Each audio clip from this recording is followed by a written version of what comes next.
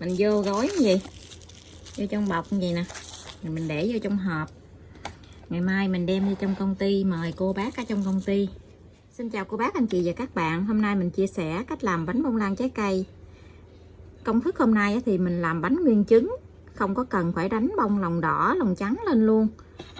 Bánh thì rất là xốp, ngon lắm luôn á. Nếu như cô bác, anh chị và các bạn thấy thích thì cùng vào bếp để làm món bánh bông lan trái cây này nha. Vì mình không có cần phải tách lòng á, cho nên cái bánh mình làm rất là nhanh luôn. Thành phần nguyên liệu thì ở đây mình có 300g bột mì số 8, hoặc là cô bác anh chị mình xài bột mì đa dụng cũng được nha. 80g bơ lạc. Bơ này thì mình để ra ngoài cho tan chảy. 5g bột baking powder, 3g muối, 150g đường, một chút xíu vani, 40g sữa tươi không đường. Mình thêm 80g trái cây khô.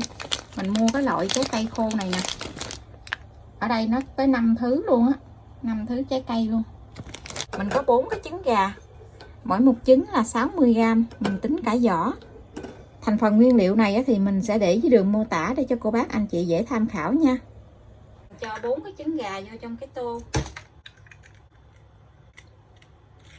Mình cho thêm vài giọt vani vô cho thơm, để cái phần trứng này nó không có bị tanh á. Mình cho khoảng 1 muỗng cà phê. Mình cho 3g muối vô luôn. Mình đánh cho tan cái phần trứng này.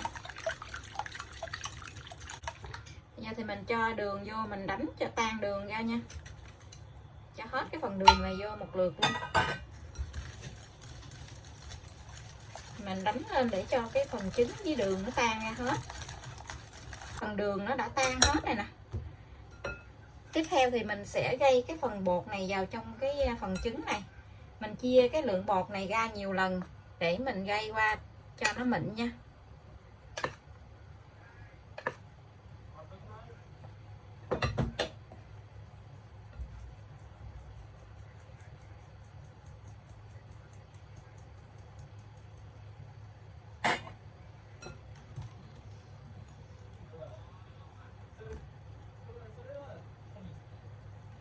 Lần lượt thì mình gây qua hết cái phần bột này vô trong trứng luôn. Phần bột baking powder này mình cũng cho vô luôn.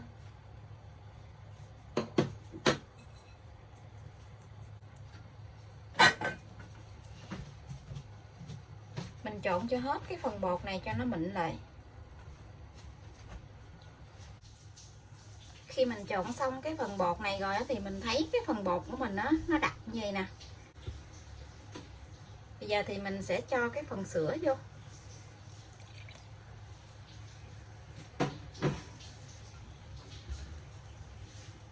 Mình trộn cho đều lại.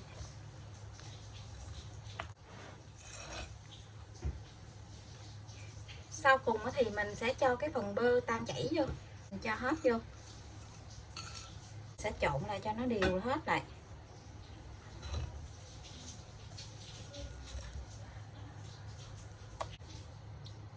Mình thấy cái phần bột này nó đã đều hết rồi. Giờ thì mình sẽ dùng cái muỗng vét bột để mình vét hết cái phần bột này cho nó gọn lại. Phần trái cây khô này thì mình ngâm nước khoảng 5 phút. Và mình cho 1 muỗng bột mì đa dụng vô trong cái phần trái cây khô này. Mình trộn cho nó đều lên. Mình cho cái bột mì đa dụng vô trong cái phần trái cây này khi mà mình cho vào trong cái phần bột nó không có bị chìm xuống dưới đáy. Và mình cho tất cả cái phần trái cây khô này vào trong cái phần bột bánh này. Và mình trộn lại một lần nữa. Mình trộn cho nó đều lại một lần nữa nha.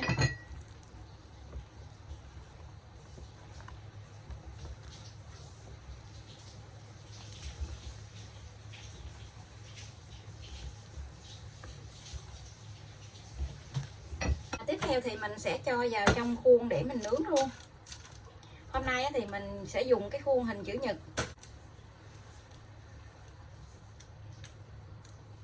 Mình chia ra cho đều 2 khuôn nha.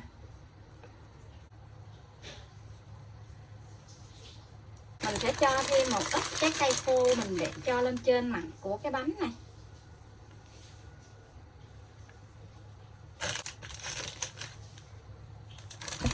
Bây giờ thì mình sẽ cho cái phần này vào trong lò để nướng luôn nha.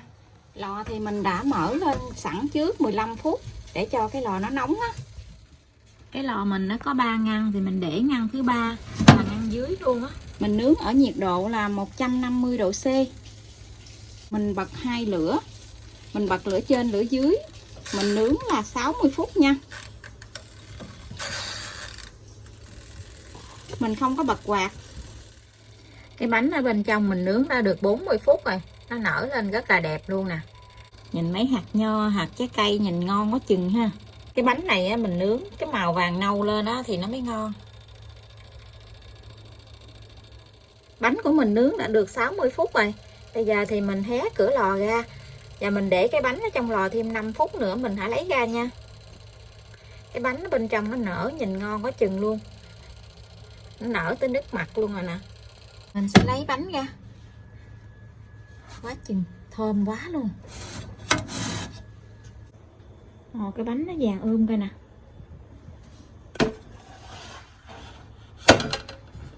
Mình lấy cái bánh ra khỏi cái khuôn luôn. Mình thả cái bánh xuống với cái mặt bàn vài cái vậy. Để cho cái bánh nó tách ra khỏi cái khuôn á.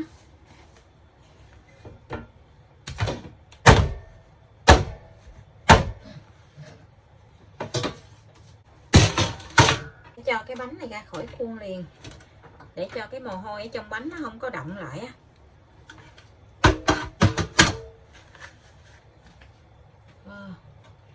Hấp dẫn quá. Mình dỡ luôn cái miếng giấy nến này ra. Ngon ghê chưa?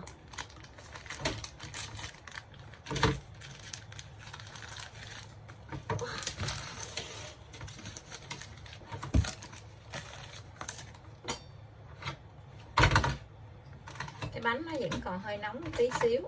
Cái bánh nhìn cao rất là đẹp luôn. Mình để cái bánh cho nó nguội tí xíu thì mình hãy cắt ra nha. Cái form bánh nó rất là đẹp luôn nè.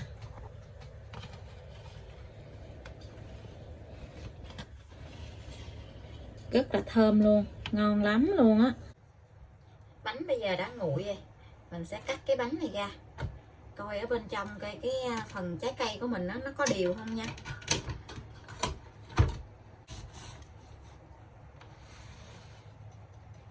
Mình để không có để trái cây nhiều quá.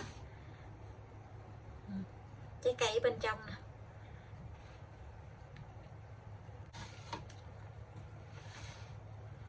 Ở đây phần bánh của mình đã cắt ra xong. Có lẫn trái cây khô ở trong này rất là ngon luôn.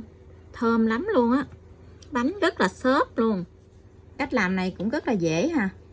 Vì mình không có cần phải tách lòng á, cho nên cái bánh mình làm rất là nhanh luôn. Dùng cái màng bọc thực phẩm á, để mình gói cái bánh này á, mình để vào trong ngăn mát tủ lạnh á. Ngày mai mình đem vô trong công ty á, mình mời cô bác ở trong công ty.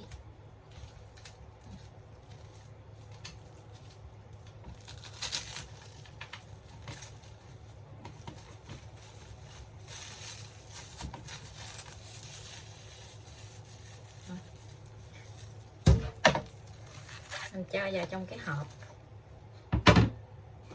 Lần nào cũng làm bánh hết trơn á, cho nên ở nhà ăn không có hết bánh. Làm lần nào cũng đem vô trong công ty để mời đồng nghiệp ở trong công ty á. Hàng tuần vào ngày Chủ nhật á, thì mình sẽ làm một món bánh ngọt để mời cô bác anh chị và các bạn xem nha. Mình vô gói như vậy, vô trong bọc như vậy nè, rồi mình để vô trong hộp. Như cô bác anh chị và các bạn thấy thích thì cùng vào bếp để làm món bánh bông lan trái cây này nha. Bây giờ thì mình xin chào tạm biệt. Hẹn cô bác anh chị và các bạn lại video tiếp theo. Cảm ơn cô bác anh chị và các bạn đã xem video của mình. Xin chào và hẹn gặp lại.